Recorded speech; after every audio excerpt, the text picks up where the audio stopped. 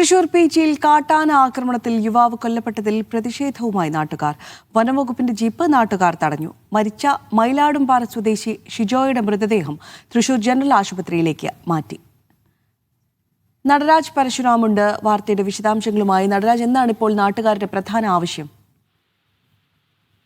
ഇന്നലെ വൈകിട്ടോടുകൂടിയാണ് സംസ്ഥാനത്ത് കാട്ടാനക്കലയിൽ വീണ്ടും ഒരു ജീവൻ പൊലിഞ്ഞത്. മയിലാടുംപാറ സ്വദേശി ഷിജോ ആണ് കഴിഞ്ഞ ദിവസം വൈകിട്ട് കൊല്ലപ്പെട്ടത്.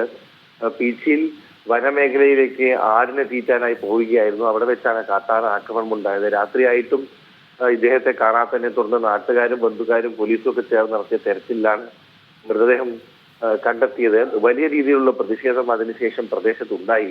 രാത്രിയോടുകൂടി പ്രദേശത്തെത്തിയ വനപാലകരോട് നാട്ടുകാർ ആക്രോശിക്കുകയും പ്രതിഷേധം അറിയിക്കുകയും ചെയ്തു. വനപാലകരുടെ ജീപ്പ് നാട്ടുകാർ തടഞ്ഞു.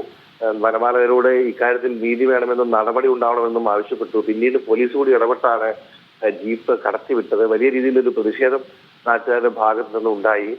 പ്രധാനമായും ഈ സംഭവം ആവർത്തിക്കാതിരിക്കാനുള്ള നടപടി വേണമെന്നും അതുപോലെ തന്നെ നഷ്ടപരിഹാരം ലഭ്യമാക്കണമെന്നും ആവശ്യപ്പെട്ടുമാണ് നാട്ടുകാർ ഇക്കാര്യത്തിൽ പ്രതിഷേധിച്ചുള്ളത്. എന്തായാലും ഷിജോയുടെ മൃതദേഹം തൃശൂർ ജനറൽ ആശുപത്രിയിലേക്ക് മാറ്റിയിരിക്കുകയാണ്. തൃശൂർ മെഡിക്കൽ കോളേജിൽ എത്തിച്ച് പോസ്റ്റ്മോർട്ടം നടപടികൾ പൂർത്തിയാക്കിയതിനു ശേഷം ബന്ധുക്കൾക്ക് മൃതദേഹം വിട്ടു നൽകും.